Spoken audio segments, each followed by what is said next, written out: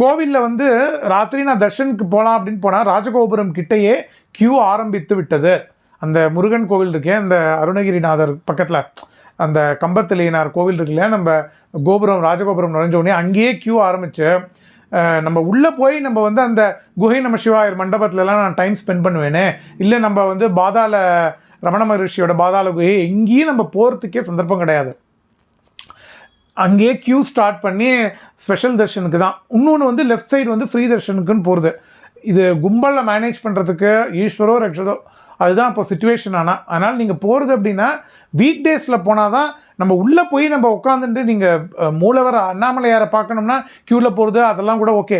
நீங்கள் மூலவர் அண்ணாமலையார் சுற்றி அந்த மகிழ மரத்துக்கிட்ட போய் உட்காந்துக்கணும், இல்லை நீங்கள் இங்கெல்லாம் தியானம் பண்ணணும்னா ஒன்று நீங்கள் அம்மணி அம்மாள் கோபுரம் வழியாக போகணும். அங்கே செப்பல் வைக்கிறதுக்கு சரியாக இடம் கிடையாதுன்னு நினைக்கிறேன். ஆனாலும் நீங்கள் மேனேஜ் பண்ணிவிட்டு அம்மணி அம்மாள் கோபுரம் வழியாக போனால்